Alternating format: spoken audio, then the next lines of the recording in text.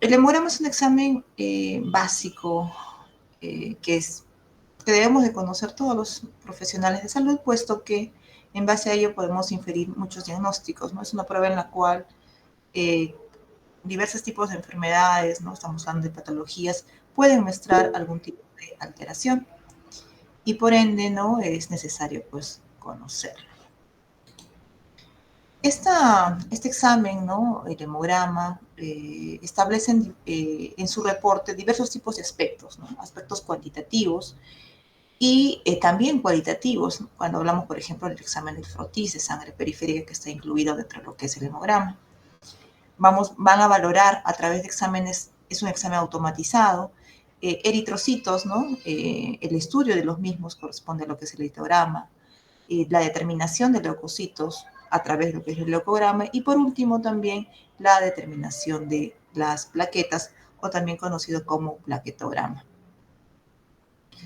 Un hemograma completo pues incluye la evaluación de los parámetros cuantitativos, el examen de frotis sanguíneo y también comentarios interpretativos de lo que relaciona al frotis sanguíneo u otras alteraciones que se podrían apreciar, ¿no? Dentro de esta evaluación de estas partes, ¿no? Dentro de lo que es el hemograma. ¿Qué estudiamos como eritograma? Estudiamos la serie roja, ¿no? Vamos a determinar ahí cuántos eritrocitos están presentes, vamos a poder valorar la cantidad, ¿no? De hemoglobina, la cantidad de hematocrito, así como también los índices hematimétricos, los cuales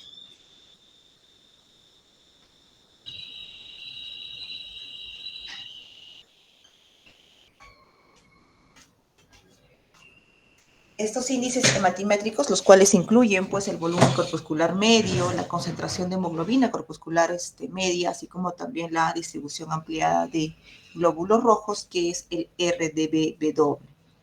Por otro lado, en un eritograma también valoramos la morfología de los glóbulos rojos y por ende también vamos a describir a esta morfología. La otra parte, dentro de lo que incluye un hemograma completo, es el estudio del leucograma, es decir, la serie blanca. ¿Qué es lo que determinamos aquí? Hacemos el conteo global, la cantidad de leucocitos y también el diferencial, ¿no? De toda esta cantidad, cuántos leucocitos corresponden a granulocitos, es decir, neutrófilos, eosinófilos o basófilos, o cuántos corresponden, ¿no? a los monocitos, ¿no? Monocitos o bien a los linfocitos. Lo expresamos en cantidades absolutas y en valores relativos. Los valores relativos son expresados en porcentajes y los valores absolutos expresados en números. Dentro de la interpretación de un hemograma, específicamente del leucograma, es importante determinar el valor absoluto. Esto está en relación, ¿no? Para poder hacer una correcta interpretación, ¿no? No debemos basarnos en el valor porcentual o en el valor relativo. Y por último, el plaquetograma, pues que hace referencia, ¿no? Al conteo de plaquetas, la misma que se expresa pues en números, la evaluación microscópica y la determinación del volumen plaquetario, ¿no? O también, ¿no? de la variabilidad en cuanto al tamaño de las plaquetas. ¿Por qué valoramos desde el punto de vista microscópico a las plaquetas? Hay situaciones en las cuales las plaquetas pueden estar expresadas o bajas, o recuenta mi equipo automatizado bajo, pero sin embargo, cuando uno los evalúa en lámina están normales, solo que están agregadas, ¿no? O aglutinadas. A esto lo conocemos como pseudoplaquetopenia. Conocer, ¿no? Dónde o el proceso del desarrollo, ¿no? de estas células o estos elementos celulares es muy importante porque nos ayuda a comprender cómo es que se renuevan, cómo es que proliferen y cómo es que maduran estos elementos celulares antes de que salgan a estas células, ¿no? A la circulación sanguínea. Es importante también determinar cuántos días vive un elemento celular, ¿no? La cual es variable en dependencia del tipo. Por ejemplo, un glóbulo rojo tiene un tiempo promedio de días, ¿no?, de vida de 120 días. Un granulocito, ¿no?, estamos hablando del eosinófilo, basófilo, del neutrófilo, un aproximadamente entre 8 a 10 horas. Un monocito, hablamos ya de más tiempo, ¿no?, hasta 16 horas. Y un linfocito, en dependencia, ¿no?, de la función que puedan cumplir en nuestro organismo, puede pues tener un tiempo de vida, ¿no?, que está alrededor de días, meses, incluso hasta años. Aquí en esta imagen vemos la morfología de los glóbulos rojos. Esto, conforme van madurando, ¿no?, van adoptando diferentes formas, incluso color, ¿no? Encontrar en sangre periférica, pues, normoblastos, basófilos, o la denominación, ¿no?, de glóbulos rojos policromatrófilos, o normoblastos ortocromáticos, o incluso, ¿no?, la determinación de reticulocitos nos indica que estos glóbulos rojos, pues, no están maduros, ¿no?, y que está sucediendo algo para que la médula ósea esté respondiendo y eliminando o llevando a la circulación estas células maduras. Por ejemplo, ¿no?, una hemólisis aguda, ¿no?, o una pérdida sanguínea lleva como consecuencia, pues, a la liberación de glóbulos rojos a la circulación periférica, ¿no? Y estos glóbulos rojos que salen a la circulación periférica suelen ser, pues, de carácter inmaduro. ¿Qué es la eritropoyesis? Son condiciones normales, es un proceso ordenado, definido y en equilibrio tanto central, médula ósea, como periférico, la sangre circulante, donde ocurren los siguientes cambios: el tamaño celular y nuclear disminuye, la cromatina se condensa, la relación núcleo-citoplasma disminuye, es decir, el núcleo ocupa la menor proporción del volumen al citoplasmático, ¿no? Como vemos aquí en imagen, conforme va madurando, el tamaño del núcleo va viendo en disminución. Es normal encontrar, pues, glóbulos rojos maduros, ¿no? Lo anormal es lo anterior. El examen del hemograma, tanto las tres series de glóbulos, la determinación de glóbulos rojos, la determinación de glóbulos blancos, así como también la de las plaquetas, se hace pues a través de un tubo, que es el tubo lila, que tiene entre su contenido un anticoagulante que es el EDTA o etilendiaminotetracético, donde en ese tubo, ¿no?, se va a recolectar pues sangre venosa. Los valores considerados normales en lo que es glóbulos rojos, lo mismo sucede para lo que son leucocitos o plaquetas, deben ser determinados por el propio laboratorio de acuerdo a su población en la cual se está realizando ese examen, ¿no? Es decir, cada laboratorio establece sus valores referenciales. Sin embargo, aquí les muestro, ¿no?, una tabla donde es un referente para considerar como normal en cuanto a hemoglobina, en cuanto a hematocrito, y esto va a ir pues variando en dependencia si es que es varón o si es que es mujer, o si es que se encuentra en un estadio de gestación, o si en caso este es una persona o es un neonato, ¿no? Usualmente el hombre tiene un nivel de hemoglobina o hematocrito mayor, ¿no? Aproximadamente entre 14 a 18 de hemoglobina es lo normal para ellos. La mujer, ¿no?, entre 12 a 16. Y un recién nacido puede alcanzar niveles de hemoglobina mucho mayores, ¿no?, hasta 22. En el caso de la gestante, las cifras suelen caer y esto se está relacionado a la dilución que pueden mostrar los glóbulos rojos como parte del estado gestacional.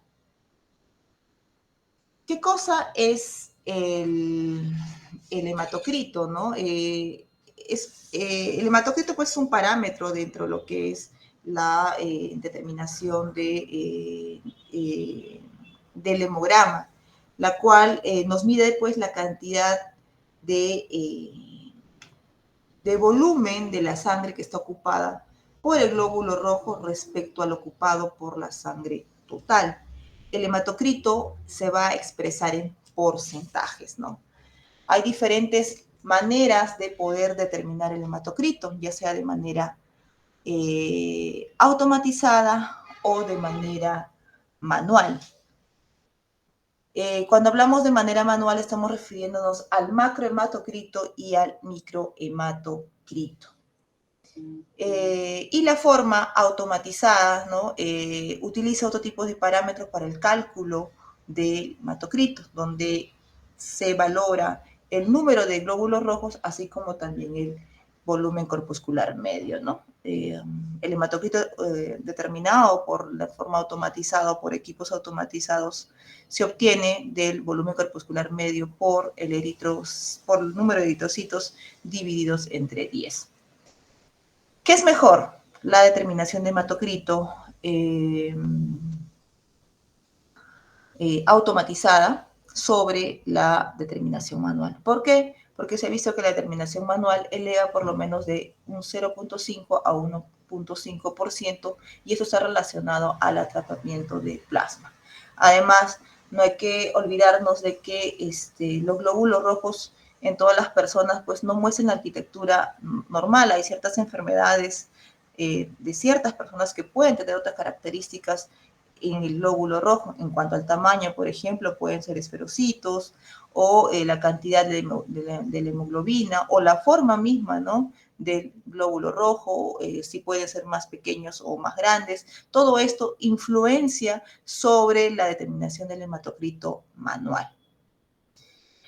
En vista, ¿no?, a estas interferencias, se considera que el hematocrito debe ser valorado en una persona que no ha perdido volumen, es decir, en un normovolémico. Si encontramos un hematocrito bajo, es sinónimo o nos hace sugerir a anemia. Sin embargo, encontrar un hematocrito normal en un paciente que es normovolémico, que no ha perdido, ¿no?, sangre, no significa que no tenga anemia, ¿no? Es por ello que para poder determinar, ¿no?, la anemia, el hematocrito no es una herramienta útil. Lo que sí es, ¿no?, la determinación de hemoglobina. Tenemos ahora a los índices eritrocitarios. Los índices eritrocitarios pues han sido utilizados para poder valorar sobre todo a las anemias, ¿no? Poder determinar y poder clasificar las anemias y en base a ello poder identificar la causa de estas anemias. Dentro de los índices eritrocitarios tenemos al volumen corpuscular medio, el cual nos habla del promedio de los volúmenes de los glóbulos rojos y esto va a estar expresado en femtolitros. ¿Cuál es lo normal, no? Que se encuentre en un rango entre 80 a 100, ¿no?, en una persona adulta, mientras que en una persona o en un recién nacido el rango normal es esperable encontrar entre 88 a 125 femtolitros, ¿no? Existen fórmulas para poder calcular este volumen corpuscular medio, con la cual le corresponde, ¿no?, hematocrito por 10 entre el número total de hematíes expresados en millones. Como mencionaba, los índices eritrocitarios nos permiten clasificar las anemias y en base al volumen corpuscular medio, tamaño o promedio de volúmenes, podemos hablar, ¿no?, de anemias normocíticas cuando se encuentran en un rango que está comprendido entre 80 a 100 femtolitros, o macrocíticas cuando el volumen corpuscular medio está en un rango comprendido mayor a 100 femtolitros, o microcíticas cuando estas están comprendidas en un rango menor a 80 femtolitros. Otro índice eritrocitario importante es la RDW, ¿no?, distribución ampliada de glóbulos rojos, la cual es un parámetro, ya esto se expresa, ¿no?, de la automatización para la determinación, ¿no?, de estos glóbulos rojos, que nos indica la anisocitosis. Es un parámetro que me valora la maduración del glóbulo rojo, ¿no? Indica este RDW numéricamente la variación del volumen de los glóbulos rojos y lo podemos encontrar expresado bien en porcentajes o si queremos, lo vamos a determinar en desviaciones estándar en femtolitro. Valores elevados indican pues una alteración en la maduración eritrocitaria, es confiable evalúa cuál es el límite normal de hemoglobina para cada individuo. La RDW no puede elevarse en casos que sus valores de hemoglobina no disminuyeran, ¿no? Tenemos valores referenciales entre 11 a 14.5 y para recién nacidos entre 11 hasta 17%. El RDW ha sido uno de los primeros parámetros que se alteran en personas, ¿no?, que tienen una alteración en lo que es la maduración de los glóbulos rojos. Es más, ¿no?, en situaciones de anemias se ha visto que este RDW es uno de los principales parámetros que se alteran antes de que los niveles de hemoglobina caigan, ¿no?, a cifras o a valores que son considerados como anemia. Hay personas en las cuales muestran niveles de hemoglobina que están por encima de los 17, por ejemplo, que es valor alto, ¿no?, de hemoglobina. Sin embargo, por alguna situación, esta puede caer a 14, ¿no?, de hemoglobina. Esta situación indica un cambio para esta persona, pero si nosotros solamente valoramos el nivel de hemoglobina en estos cambios, por ejemplo, de 17 a 14, no significaría alguna alteración, ¿no?, si solamente valoramos hemoglobina. Pero sin embargo, si vemos su RDW en esta persona, este RDW va a estar elevada, ¿no? Y entonces nos está indicando que está sucediendo algo, ¿no?, que se está presentando alguna alteración de la maduración eritrocitaria o que está entrando, ¿no?, a disminución de la concentración de la hemoglobina por alguna razón o por alguna causa. Se ha visto, ¿no?, RDW elevado en anemias carenciales por deficiencia de hierro, por folatos, ¿no?, hablamos de vitamina B12, situaciones de RBD normales en anemias en estados hipoproliferativos, anemias por enfermedades crónicas, ¿no?, o toxicidad medular. Otro índice eritrocitario es la hemoglobina corpuscular media, ¿no? Informa acerca del contenido de hemoglobina en cada hematía. Su resultado se relaciona con el volumen corpuscular medio y con la concentración de hemoglobina corpuscular media. También existe una fórmula, ¿no?, para poder determinarla, y sus valores se expresan en picogramos, ¿no? Una concentración de hemoglobina corpuscular media elevada en casos de macrocitosis o disminuida en casos de macrocitosis con concentración de hemoglobina corpuscular media disminuida. Tenemos ahí la concentración de hemoglobina corpuscular media, que es el promedio de la concentración de hemoglobina en una población de eritrocitos, expresa pues el color de los glóbulos rojos, evalúa la hipocromía. La hipocromía también es, o la determinación de la hipocromía es una herramienta importante para la clasificación de las anemias, siendo un valor referencial para la concentración de hemoglobina corpuscular media entre 32 a 36 gramos por decilitros. Cifras que se encuentran por encima de 36 son anemias hipercrómicas, ¿no? Cifras que se encuentran por debajo de 32 con niveles de hemoglobinas bajas, hablamos de anemias hipocrómicas, y si se encuentran con hemoglobinas bajas, con valores de hemoglobina corpuscular media en los valores referenciales, estamos hablando de anemias normocrómicas.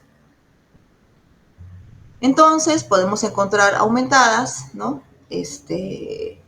en situaciones, ¿no?, de pérdidas del área de glóbulos rojos sin pérdida de hemoglobina, o líquidos al medio extracelular, esferocitos, como hiperesmolar, insuficiencia renal aguda, y se ha visto, ¿no?, disminuidas en glóbulos rojos con hemoglobinas bajas.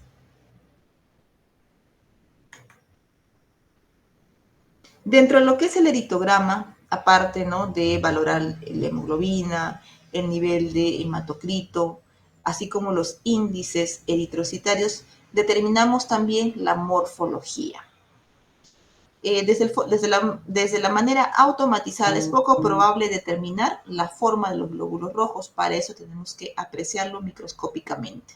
Este estudio microscópico corresponde a lo que se llama el examen de Frotis en sangre periférica, donde se valora dentro del examen de Frotis a la serie roja, es decir, la morfología eritrocitaria. A su vez también se puede valorar la forma de o las características de los leucocitos, y por qué no decir, también podemos valorar alguna característica de las plaquetas. En lo que es la morfología eritrocitaria, este recurso es muy importante sobre todo para valorar cuando nos encontramos frente a una anemia. Podemos determinar en cuanto a morfología, ver diferentes formas de glóbulos rojos, ¿no? A esto determinamos, lo conocemos como poiquilocitos, encontrándose, ¿no? Glóbulos rojos esféricos, esferocitos, glóbulos rojos en forma de hoja de hoz, de pranocitos, o en formas de lágrima, dacriocitos, o fragmentados o segmentados, conocidos como esquistocitos.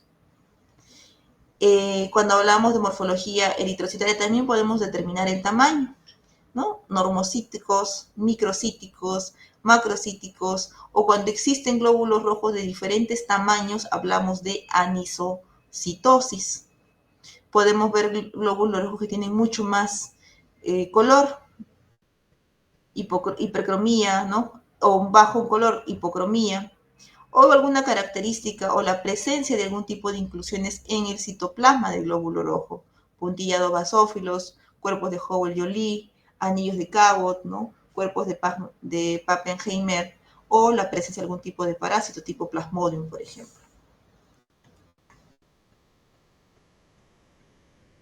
Eh, la determinación de hemoglobina nos permite clasificar, ¿no? Si un paciente o una persona se encuentra con los rangos dentro de los valores referenciales, o si en caso estos están por debajo o por encima, ¿no? Y cuando están por debajo de los valores referenciales, hablemos de anemia, o cuando se encuentran por encima, estamos hablando de poliglobulia. Causas de anemia: que se destruyan los glóbulos rojos, que haya una falla a nivel de la médula ósea, ¿no? que esté contribuyendo a la disminución de la producción de los glóbulos rojos, que se esté perdiendo, ¿no? Los glóbulos rojos por un sangrado, por ejemplo, o que sea o por una situación de hemodilución, ¿no? O causa ficticia. Esto sucede, ¿no? Cuando llega a emergencia un paciente que se encuentra, por ejemplo, deshidratado, ¿no? Al cual se le transfunden, ¿no? Grandes cantidades eh, de soluciones, ¿no? Que van a restablecer de alguna u otra manera, ¿no? Su situación, ¿no? De la patología.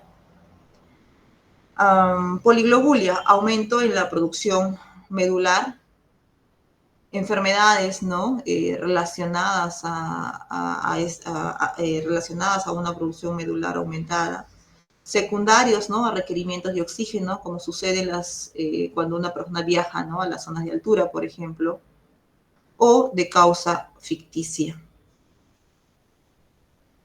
A continuación vamos a ver diferentes imágenes de formas o de características de los glóbulos rojos, ¿no? Lo que vemos aquí en imagen es lo que se conoce como poiquilocitosis, ¿no? La apreciación microscópica de diferentes formas de glóbulos rojos. Aquí vemos, ¿no? Glóbulos rojos fragmentados, ¿no? Estos queratocitos, glóbulos rojos con espículas, equinocitos, por ejemplo, ¿no? Que corresponden pues a diferentes formas, a eso se lo conoce como poiquilocitosis. Tenemos aquí a eliptocitos, que son esferocitos elongados de manera o de forma elíptica. Se ha visto, ¿no? En enfermedades como eliptocitosis hereditaria. También se ha visto esto en talasemias, en anemias megaloblásticas. Bueno, otra vez, ¿no? La imagen de las diferentes formas, ¿no? Poiquilocitosis, esquistocitos, ¿no? Tenemos aquí células diana, ¿no? Diferentes formas. Otra forma, ¿no? Es los esferocitos, son eritrocitos pues pequeños, que son hiper coloreados, ¿no? Se ven más oscuros. Estos, ¿no? Se ha visto los esferocitos asociados pues, a niveles elevados de concentración de hemoglobina corpuscular media. ¿En qué caso se ha visto? ¿No? En anemias hemolíticas, en esferocitosis hereditarias, en hiperesplenismo, en quemaduras graves, en hipofosfatemia.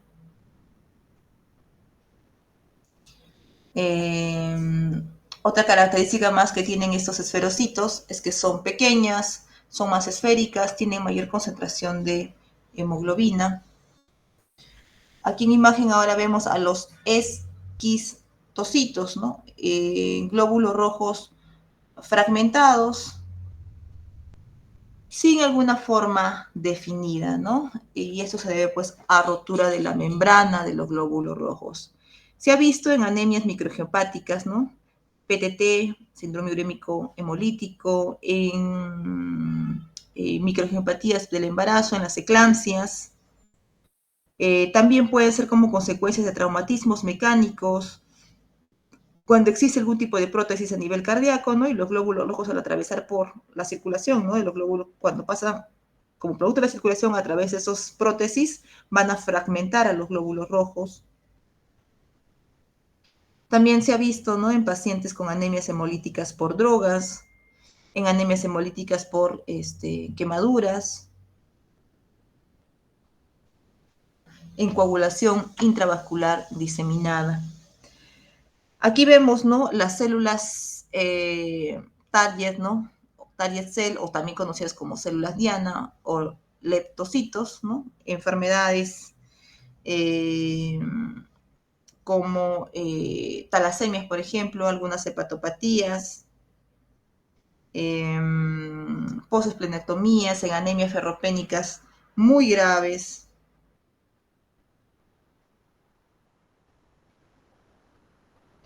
Los drepanocitos, que son eritrocitos que tienen un 50%, ¿no? De hemoglobina S en su interior, y dan esta forma, ¿no? A manera de hoz. Propio de las enfermedades de anemia falciformes.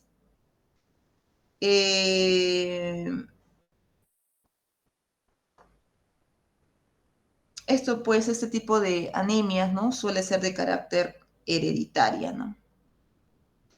Tenemos aquí otra imagen, que son las imágenes de glóbulos rojos a manera de rouleaux o en forma de apilamiento de monedas, que no es lo mismo que hablar de aglutinación de glóbulos rojos. Aquí los glóbulos rojos van a encontrarse apilados como consecuencia de la disminución de la repulsión natural entre glóbulos rojos, ¿no? Que están cargados de manera negativa, ¿no? ¿Dónde se ha visto esta forma? ¿No? ¿En qué situaciones? Cuando nos encontramos frente a niveles incrementados de globulinas, ¿no? En sangre, o niveles incrementados de fibrinógeno.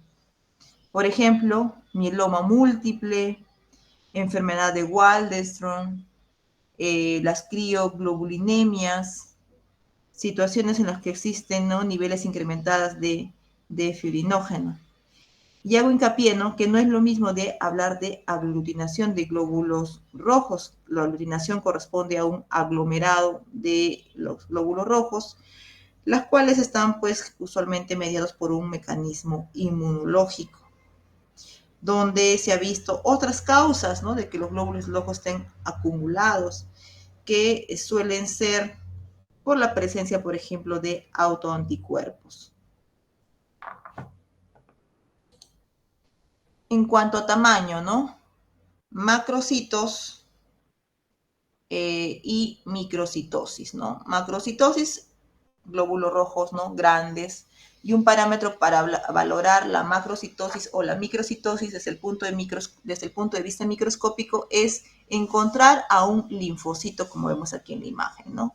Usualmente los glóbulos rojos tienen un tamaño muy similar al tamaño de el linfocito, ¿no? Entonces, este es mi parámetro. Si lo veo mucho más grande, estoy hablando de una situación de macrocitosis, y si lo veo mucho más pequeño, de microcitosis, ¿no? Macrocitos en anemias megaloblásticas, por déficit de vitamina B12 o por folato, cuando está incrementado, ¿no? La BCM, el volumen corpuscular medio o la hemoglobina corpuscular media, o si la concentración de hemoglobina corpuscular media está normal o disminuida. Y los microcitos, glóbulos rojos pequeños, ¿no? En cuanto a tamaño, menos, ¿no? Si lo valoramos o lo queremos comparar con la determinación automatizada en el hemograma, menos de 80, ¿no? Alteraciones cuantitativas de la hemoglobina, como son las anemias por deficiencia de hierro, en las talasemias o cuando está disminuida, ¿no? el volumen corpuscular medio y la concentración de hemoglobina corpuscular media. Inclusiones, ¿no? Tenemos, por ejemplo, los cuerpos de Howell-Joly, ¿no? Que son pedazos cromosómicos pequeños, es decir, restos de ADN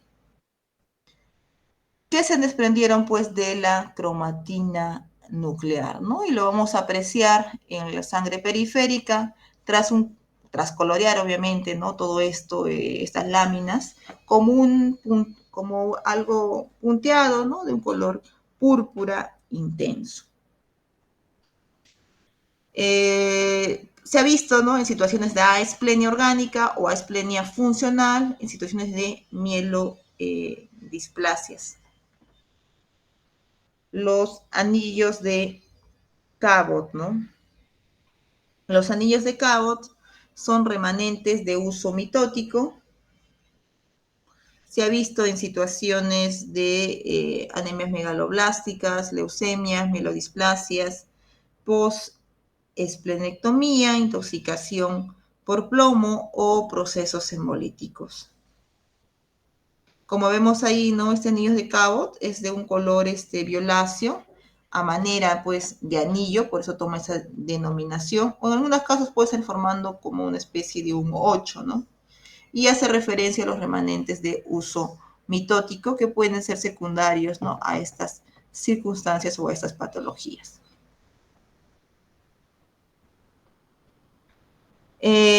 Dentro de lo que es el eritrograma, valoramos, ¿no? Principalmente para determinar también si nos encontramos frente a anemia, ¿no? Y uno de los principales parámetros para determinar la anemia es valorar cómo se encuentra nuestro nivel de hemoglobina, ¿no? Si se encuentra por encima o por debajo de los valores referenciales, y en dependencia a ello, miramos y apreciamos también nuestros índices hematimétricos, hablamos del volumen corpuscular medio y de la concentración de hemoglobina corpuscular media, ¿no? Si mi BCM, ¿no? Está bajo, ¿no? Por debajo de los valores referenciales, hablamos de anemia microcítica, ¿no? Si se encuentra por encima, ¿no? De 100, por ejemplo, macrocítica, o si es que se encuentra entre los rangos referenciales de normocítica. Valoramos también, ¿no? Mi concentración de hemoglobina corpuscular media, si es que esto se encuentra, ¿no? Por encima, ¿no? Del valor por debajo del valor referencial, hipocrómica, o si se encuentra en el rango referencial, normocrómica. ¿Y para qué me sirve esto, no? Para poder hacer la clasificación de las anemias, ¿no? Así tenemos anemias microcíticas hipocrómicas, anemias normocíticas normocrómicas, anemias macrocíticas, ¿no? Y en dependencia de ello puedo yo buscar la causa de esta anemia. La anemia no es un diagnóstico específico, la anemia corresponde a un síndrome donde existe una gran diversidad de patologías que pueden estar asociadas a ellas, ¿no? Por ejemplo, una enfermedad que me cause una alteración de la vitamina B12, ¿no? Puede ocasionar, pues, una anemia, ¿no? O una deficiencia de folatos puede llevarme a una anemia. Con esta clasificación yo puedo buscar la causa o reducir mis posibilidades diagnósticas etiológicas de esta anemia, ¿no?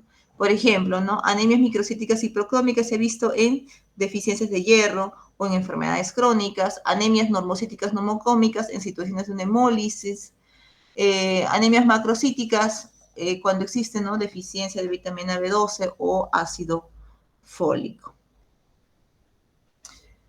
Entonces, ¿qué es anemia? ¿No? Disminución de hemoglobina. Pacientes hipovolémicos, deshidratados pueden presentar elevación de hemoglobina o falsas policitemias, ¿no? Hay que valorar esto siempre al momento de interpretar los glóbulos rojos, la hemoglobina. Los pacientes hipervolémicos, el uso de sueros endovenosos puede ser un falso positivo por el exceso de plasma en relación a la masa eritroide. Y la valoración de la anemia nunca debe basarse en niveles de hematocrito ni en el recuento de glóbulos rojos, ¿no? El parámetro importante para determinación de la anemia es la hemoglobina. Bien, ahora dejamos de lado a lo que son los glóbulos rojos y vamos a hablar de la serie blanca, ¿no? Es decir, del estudio, ¿no? De los leucocitos. Para estudiar los leucocitos, pues también utilizamos esta herramienta automatizada, ¿no? Que nos determina, pues, el hemograma. Valoramos el recuento de la población de leucocitos y luego, ¿no? También valoramos la morfología con el uso, ¿no? Del microscopio. Los glóbulos blancos también tienen un sitio de origen, ¿no? Una célula madre de origen que está ubicada, ¿no? En lo que es la médula ósea, una célula progenitora. Y también luego de ellos, pues hay células comunes, ¿no? Mieloides y linfoides que darán origen, ¿no? A las diferentes estirpes de estos glóbulos blancos, ¿no? Aquí vemos los diferentes estadios de maduración de esta serie blanca, por ejemplo, del neutrófilo, ¿no? El elemento segmentado, de la forma más inmadura, de las bandas, o también conocidos como el abastonados, y de los anteriores a ellos, ¿no? De los metomielocitos o de los mielocitos. Lo mismo sucede, ¿no? Eso es para la serie de blanca, ¿no? Neutrófila, este es para el otro tipo de segmentado, basófilo, ¿no? Y para el eosinófilo. Aquí tenemos, ¿no? A los monomorfonucleares, ¿no? Como es los monocitos y los linfocitos, los cuales también pasan pues de un estadio madurativo.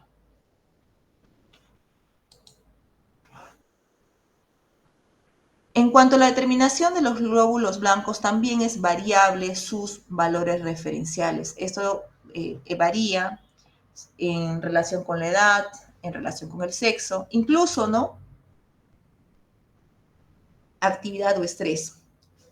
Situaciones de ejercicio físico, vivir condiciones de estrés. Se ha visto, ¿no?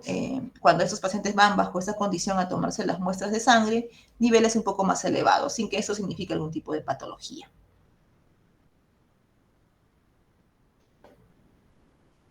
Hay que recordar que las células blancas, ¿no? Que están saliendo a la sangre periférica tienen una finalidad, ¿no? Que es constituir parte del sistema inmune y por lo tanto pues, está relacionado pues, a defensa del organismo. Entonces, dentro de lo que es el estudio, ¿no? De los leucocitos, a través de lo que es el leucograma, valoramos a los polimorfonucleares, o también conocidos como granulocitos, neutrófilos, neutrófilos, eosinófilos, basófilos, y por otro lado a los mononucleares, monocitos y a los linfocitos.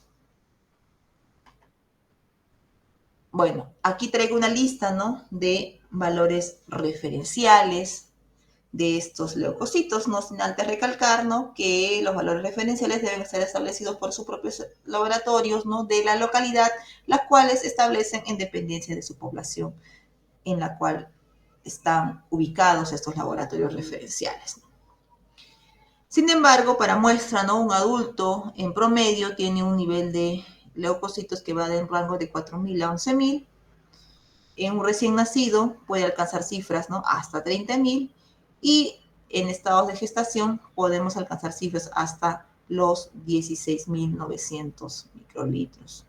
Situaciones, ¿no? Que están por encima de los rangos referenciales establecidos se conocen como leucocitosis. Situaciones de leucocitos que están por debajo de los rangos establecidos se conoce como leucopenia, ¿no? Si teniendo en consideración estos rangos referenciales, leucocitosis por encima de 11.000 y leucopenia por debajo de 4.000. Te pueden indicar leucocitosis, ¿no? Cualquier situación inflamatoria que van desde procesos bacterianos, virales e incluso de manera fisiológica, sin esto significar, ¿no? Patología, embarazo, por ejemplo. Leucopenia, enfermedades víricas se ha visto, farmacológicas, aplasias de causa congénita por radiación, tratamientos quimioterápicos, por ejemplo. Aquí en esta imagen vemos, ¿no? Valores absolutos versus valores relativos, ¿no? Yo les mencionaba de que cuando ustedes valoren, ¿no? Si nos encontramos frente a una neutrofilia, una neutropenia, o una basofilia, una vasopenia, o una eosinofilia, o una eosinopenia, es importante determinar su valor absoluto, o sea, esto, ¿ya? Más que el valor porcentual, porque el valor porcentual, ¿no? Va a cobrar significancia en dependencia del recuento total, ¿no? De glóbulos blancos. Porque no es lo mismo, ¿no? Tener un 2% de monocitos cuando una persona tiene, es un decir, ¿no? 1000 de leucocitos, a diferencia de que una persona tiene un 2% de monocitos y esta tiene, es un decir, ¿no? Más de 20.000 leucocitos. O sea, el porcentaje significa diferente, ¿no? En dependencia de los leucocitos. Por eso es que hay que calcular, ¿no? El recuento absoluto en aquellos laboratorios que no nos dan el recuento absoluto, pero ya a la fecha, ¿no? En los hemogramas automatizados, en la mayoría, ¿no? Nos expresan valores porcentuales y valores porcentuales o relativos y valores absolutos. Lo que nosotros debemos valorar para poder clasificar como basofilia, vasopenia, eosinofilia, ¿no? O eosinopenia, o neutrofilia o neutropenia, son los recuentos de valores absolutos. Bueno, aquí tienen un referencial. Bastones hacen referencia de células inmaduras, ¿no?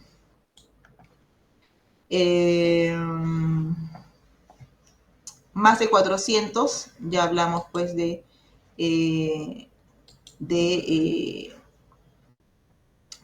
no está considerado, ¿no? como normal encontrar esa cantidad o esa proporción de bastones en sangre periférica, ¿no? Incluso, ¿no?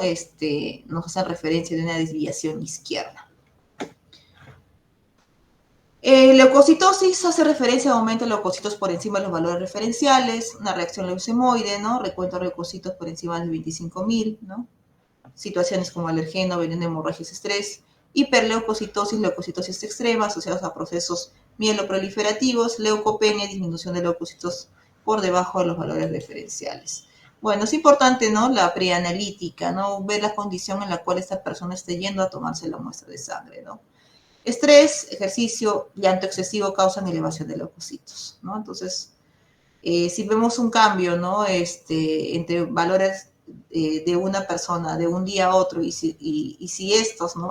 han ido, ¿no? al laboratorio bajo estas condiciones, probablemente estas hayan sido las causas, ¿no? de la elevación de esos glóbulos blancos. Los fumadores, por ejemplo, poseen valores elevados junto con los obesos, y la recolecta en ayunas genera pues un recuento del 15% menos que un individuo que se encuentra, ¿no? realizando en actividades. Comidas completas generan recuentos de leucocitos menores, ¿no? Entonces, al momento de poder valorar, ¿no? cuál es mi rango referencial, se tiene que considerar o se debe valorar en una misma condición, ¿no? Entonces, no cambiar la condición.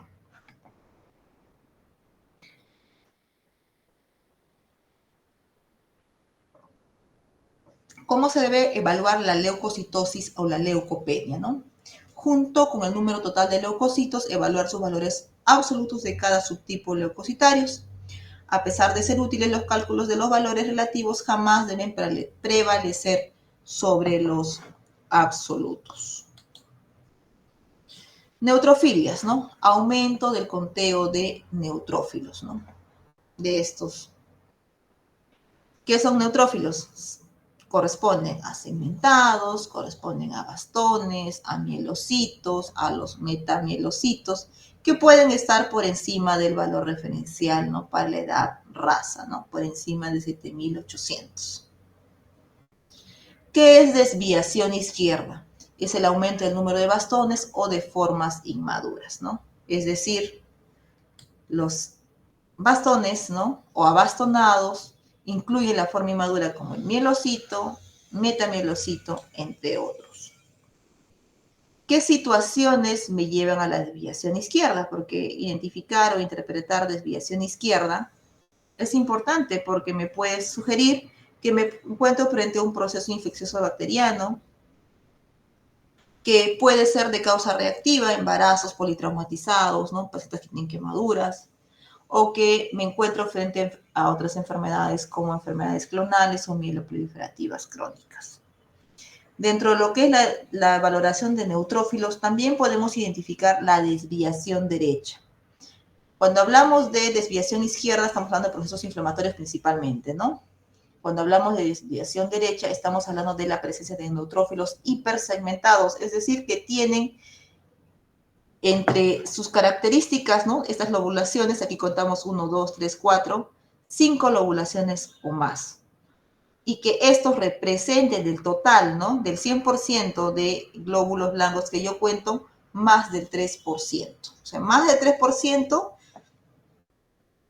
de neutrófilos hipersegmentados me hablan de desviación derecha. Y como cuando me encuentro frente a esta circunstancia de desviación derecha, probablemente la causa sea una anemia megaloblástica, una infección crónica, que este sea un paciente con insuficiencia renal crónica, que tenga un síndrome mielodisplásico o que esté recibiendo, por ejemplo, ¿no? corticoides a grandes dosis.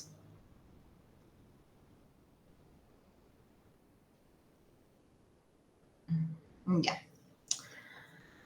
Neutrofilia agudas, ¿no? Ocurre por movilización o liberación de la médula, estrés, llanto, miedo, dolor, genera leucocitos que se encuentran entre 15.000 a 20.000.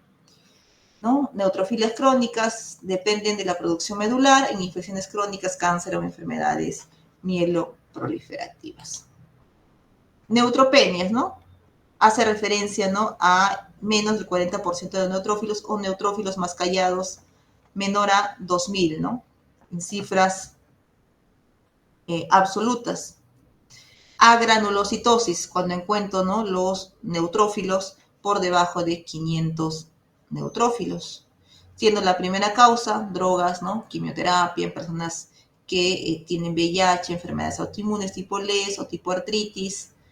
Otras causas, infecciones virales, infecciones bacterianas en alcohólicos, personas con salmonellosis, fiebre tifoidea o paratifoideas, infiltrados en médula ósea, aplasia, ¿no? anemias megaloblásticas, o en neonatos cuando se encuentran en sepsis o infecciones.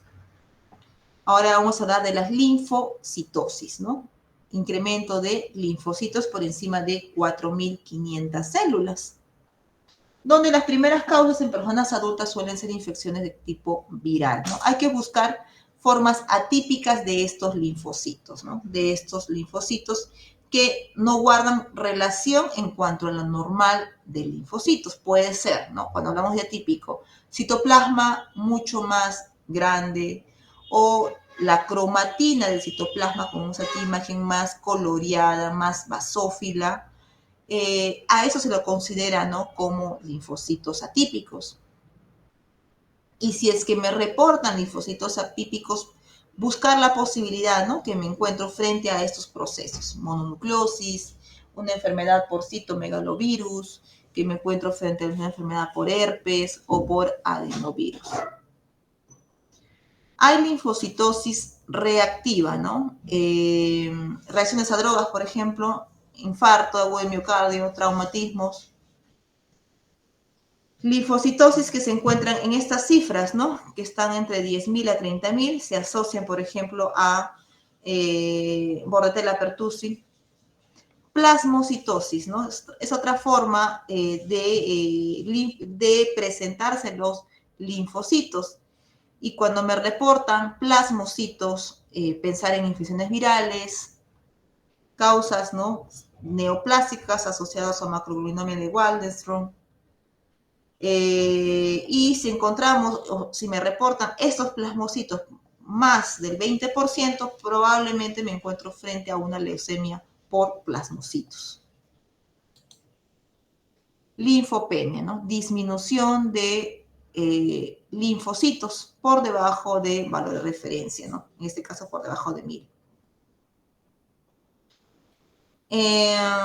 La linfopenia, ¿no? indica un defecto en la inmunidad, baja producción, inmunodeficiencia por desnutrición, aumento de destrucción en síndrome de insuficiencia adquirida, radioterapia, quimioterapia, LES, por redistribución, terapia con corticoides, anestesia, tuberculosis, quemados, ¿no?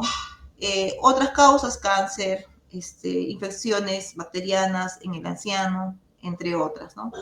Monocitosis, aumento de los monocitos. ¿Por encima de cuánto? De 1000. ¿A qué enfermedades están asociados? A enfermedades crónicas, ¿no?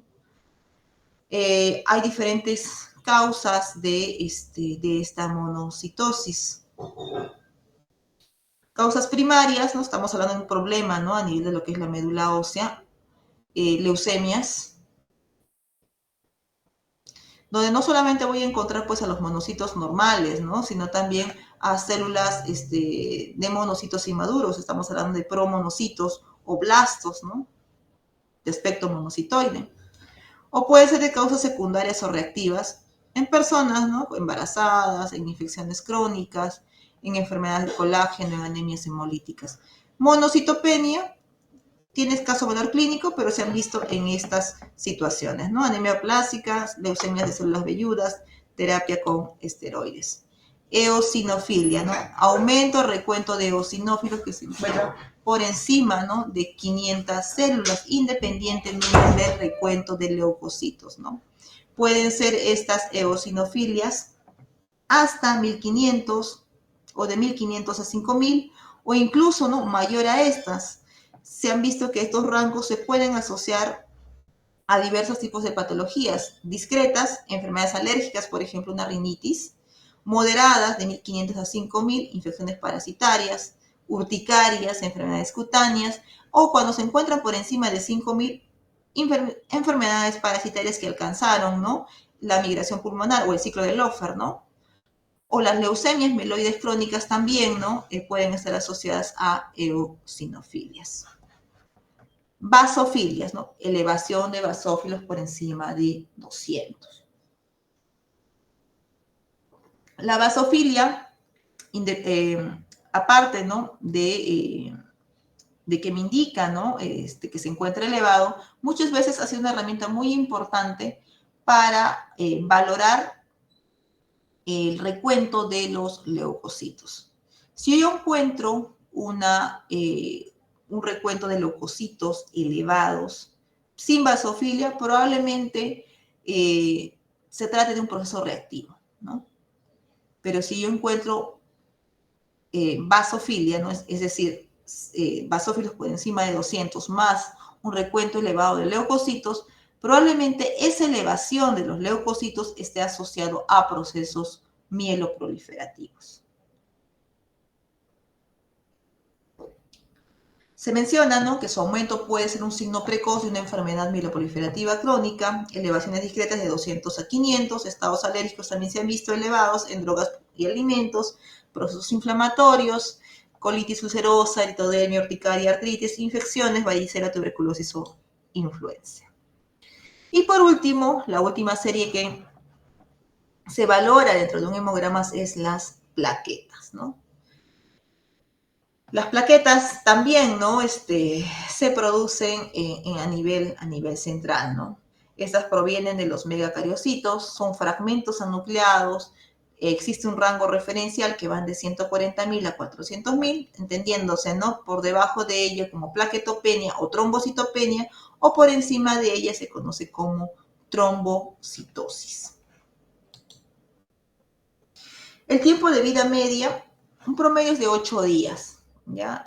Su tamaño es de entre 2 a 4 micrómetros y las plaquetas constituyen una herramienta muy importante dentro de lo que es la hemostasia primaria. Hay cuadros clínicos que te pueden producir trombocitopenia o trombocitosis. Trombocitopenia, asociado a signos de púrpura, signos de quimosis o signos de hematomas, y trombocitosis asociados a signos de trombosis. Se recomienda para poder valorar las plaquetas que sean valoradas, ¿no? Junto con las otras series, ¿no? Que provienen de una muestra de sangre venosa. Sin embargo, hay situaciones en las cuales se pide, ¿no? La determinación de plaquetas capilares, ¿no? Porque muchas veces, ¿no? Puede ser de difícil acceso, ¿no? Para determinación de plaquetas en ese paciente de sangre venosa O cuando yo solamente quiero estudiar plaquetas y no quiero estudiar las otras series, puedo pedir pues el recuento de plaquetas y tomar como muestra la sangre capilar. Sin embargo, cuando se determina, ¿no? O se pone en esas circunstancias, hay que considerar, ¿no? Que el recuento de plaquetas es mayor en sangre venosa que en la sangre capilar, donde suele ser menor. Y eso está relacionado, ¿no? A la adhesión de las plaquetas hacia el sitio de venopunción. Ya chicos, no sé si tienen alguna consulta.